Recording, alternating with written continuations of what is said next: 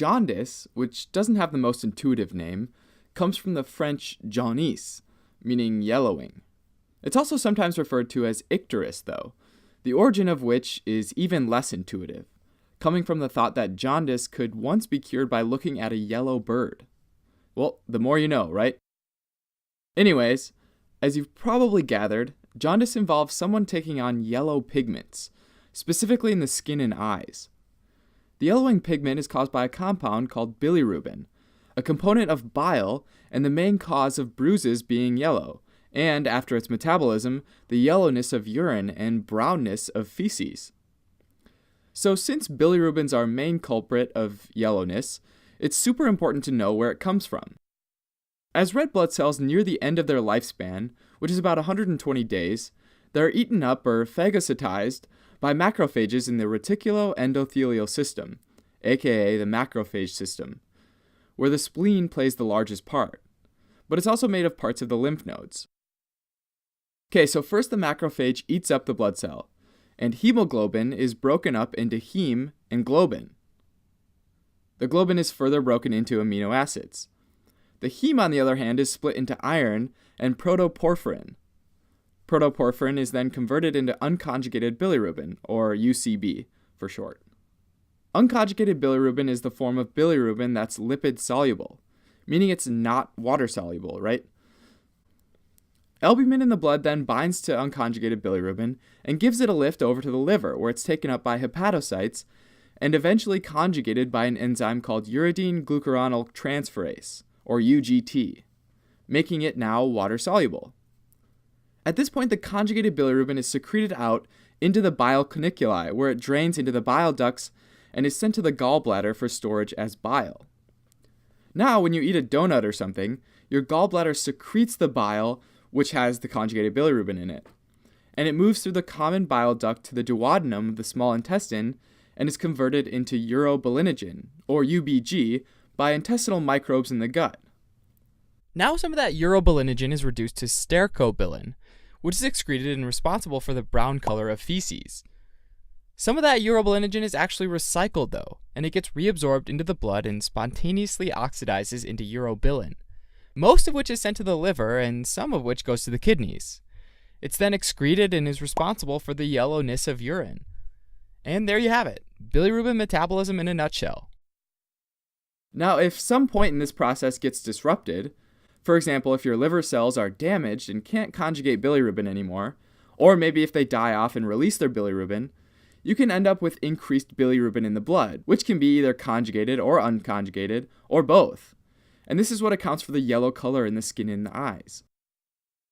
Usually it takes about 2.5 milligrams per deciliter, or greater, of serum bilirubin to give the skin that Simpsons-esque yellow skin tone. The earliest sign of jaundice and increased bilirubin in the blood is this yellowing of the sclera of the eyes. Scleral tissue is high in elastin, which has particular fondness for bilirubin and binds it with a very high affinity, giving that scleral tissue in the eyes a yellow color often before the skin. Now, as you might imagine, after looking at this process, there are quite a few potential pitfalls along the way that can lead to jaundice, and they're lumped together depending on whether they have more unconjugated bilirubin in the blood, or more conjugated bilirubin in the blood, or more of both in the blood. Two types of disorders that have increased unconjugated bilirubin and similar presentations of jaundice are extravascular hemolytic anemias, where red blood cells are broken down earlier than they normally would be, and ineffective hematopoiesis, where your blood cells don't form quite right in your bone marrow, causing macrophages to break them down. In both cases, the red blood cells are broken down, right, causing high levels of unconjugated bilirubin. Since your hepatocytes can only work so hard converting unconjugated bilirubin to conjugated bilirubin, they can get overwhelmed. As an imaginary example, say that this liver cell can conjugate 10 molecules of unconjugated bilirubin per minute, max. But normally they only see 5, so that's easy. If all of a sudden your body starts breaking down more red blood cells, and the unconjugated bilirubin molecules on this cell's docket jumps to 15 per minute, this liver cell cannot keep up. And that excess of 5 molecules of unconjugated bilirubin stays in the blood, right? And that's only the first issue.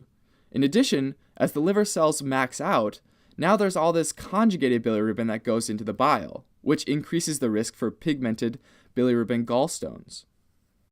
Not only that, once all that conjugated bilirubin is sent to the duodenum, it's converted to urobilinogen. And remember that some of that urobilinogen is recycled back into the blood, oxidized to urobilin, and excreted in the urine, giving it a much darker color. The unconjugated bilirubin is not excreted because it's not water soluble. In the previous two cases, too much unconjugated bilirubin was created. But you can also have hepatocytes that just can't work hard enough and keep up with a normal load. Physiologic jaundice of the newborn is one of these cases. Newborn livers have a lower amount of the enzyme UGT in the liver to convert unconjugated bilirubin. And after birth, unconjugated bilirubin levels can be high due to the natural process of macrophages destroying fetal red blood cells. Typically, this is normal, but there can be complications if unconjugated bilirubin rises a lot. Since it's fat soluble, it can collect in the basal ganglia of the brain, which is also called kernicterus, and cause damage to the brain or death. Treatment of this condition is usually phototherapy, which uses light to induce structural and configurational changes in the bilirubin molecule. Basically, it absorbs the energy from the light and changes shape. And these new shapes are more soluble and can be excreted in the urine.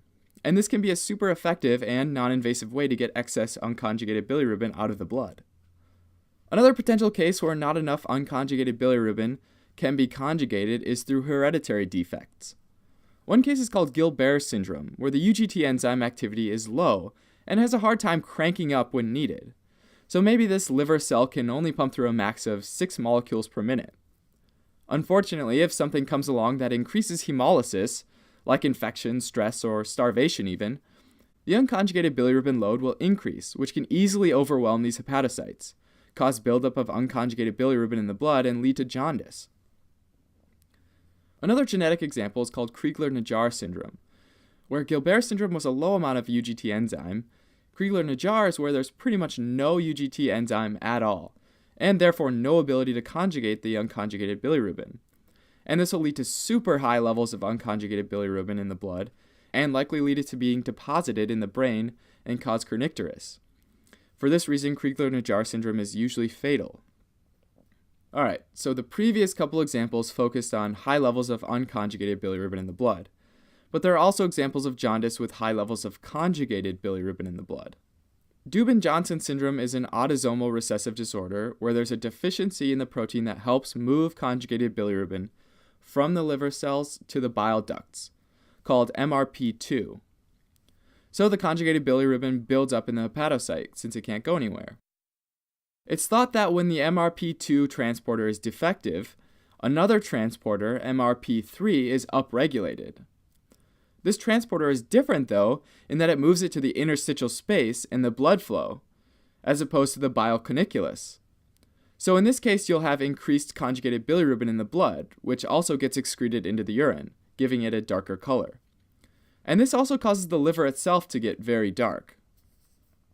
Another high conjugated bilirubin category of jaundice is called obstructive jaundice. And this is basically where something blocks the flow of bile.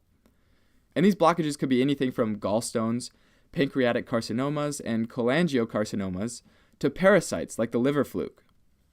Remember that bile is made up of conjugated bilirubin, and this blockage basically causes pressures to rise in the bile ducts, which literally causes bile to leak through the tight junctions between hepatocytes that line the walls of the bile ducts. But that's not the only thing that leaks out though, right? Bile salts, bile acids, and cholesterol can all get into the blood. If they deposit into the skin, it can lead to itchiness or pruritus, but also lead to things like hypercholesterolemia and xanthomas. That excess conjugated bilirubin is excreted in the urine since it's water soluble, which again leads to dark urine. Also, since you're losing a lot of bile, you won't be able to absorb fat as well, which, 1, causes you to excrete a ton of fat, a condition called steatorrhea, and 2, causes you to not be able to absorb as many fat-soluble vitamins as you need. Finally, viral hepatitis leads to both conjugated and unconjugated bilirubin in the blood.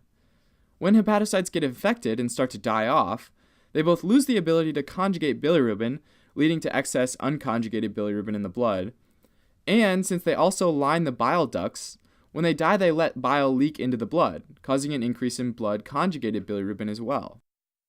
Again, since conjugated bilirubin is up, patients will have more conjugated bilirubin excreted and darker urine. Thanks for watching. You can help support us by donating on Patreon or subscribing to our channel or telling your friends about us on social media.